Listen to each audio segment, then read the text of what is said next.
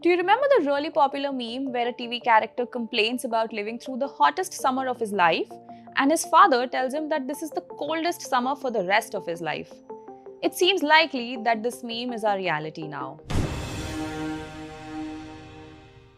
Hello and welcome to The Hindu.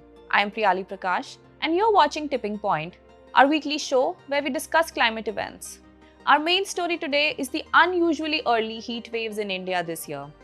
India recorded its warmest February this year in the last 124 years, and March is looking even worse, as the India Meteorological Department has already warned about an unusually warm month with quite a few heat wave days.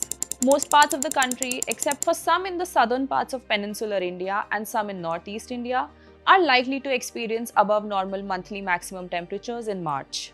March to May is called the hot weather season by the IMD. The weather department has predicted that the number of heatwave days in this period will be above normal this year. Heat waves impact the overall quality of life, but vulnerable populations like the elderly, children, pregnant women, and those with pre-existing health conditions are more prone to risks associated with it. Exposure to heat waves can cause dehydration, heat strokes, and in extreme cases can also lead to deaths. Heat waves in India typically occur between March and June, but the peak month for heat waves is May, which is why March feels like it is a little too early to be worrying about heat waves. The cause for concern, though, goes beyond this period. IMD already issued a few heatwave warnings in February, which we now know was the warmest February in more than 100 years. On February 27 and 28, IMD predicted heatwave conditions over isolated parts of the Konkan coast, Goa, and coastal Karnataka.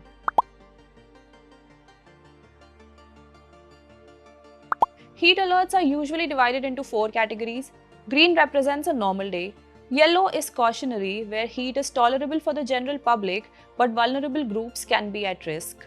People are advised to avoid heat exposure, wear loose cotton clothes, and cover their heads with a hat or an umbrella. These conditions are usually for isolated pockets and persist over 2 days. The orange alert is next up, with high temperature conditions with possibility of heat illness symptoms to those exposed. It is issued when either severe heatwave conditions persist for 2 days or heatwave persists for 4 days. People are advised to avoid heat exposure and to keep themselves cool and avoid dehydration. A red alert requires swift action, and it is issued when either a severe heatwave persists for more than 2 days or total number of heat or severe heatwave days crosses 6. This comes with a high chance of heat illness and heat strokes for all age groups, and vulnerable people need extreme care during this period. A report by Climate Trends released a couple of days ago analyzed electricity demand in India during the 2023 summer, which was exceptionally hot, and found that the average electricity demand increased 41% during summer months. In 2023, India recorded 73 heat waves where the temperature crossed 37 degrees Celsius and 50 heat waves where it crossed 40 degrees Celsius. Fossil fuels remain India's main source for energy needs, and excessive reliance on coal and oil only makes global warming worse. The study suggests that energy efficient appliances and buildings and expanding the use of renewable energy sources can help mitigate the energy crisis. And now we take a look at other noteworthy climate headlines for the week. One of the most crucial developments in the last week was the decision by the United States President Donald Trump to fire personnel from the National Oceanic and Atmospheric Administration, also called NOAA. This is an important development for India too, since NOAA currently supplies vast amounts of data from studying oceans, which are crucial to monitoring tropical storms and also India's monsoon season, which affects our agriculture. NOAA has had a long-standing partnership with India.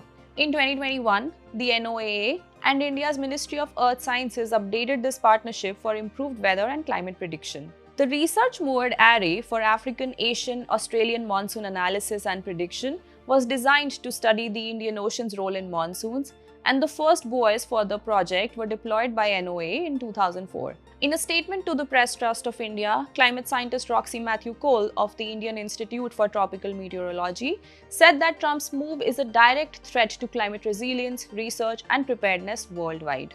On February 28, Union Environment Minister Bhupendra Yadav met with European Union commissioners to discuss scientific and technical collaboration in the fields of resource efficiency, circular economy, and recycling of waste.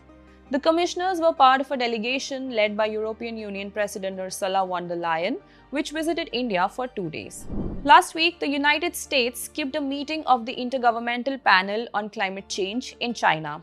IPCC is a UN body, and members of more than 190 member governments gathered to discuss the delivery of its 7th assessment report, a crucial document to tackle climate change since it informs governments about greenhouse gas emissions and other related parameters to tackle global warming. The 7th assessment report is expected to be published in 2029. That's all from this week's Tipping Point. Thank you for watching. If you found this discussion insightful, please subscribe to The Hindu.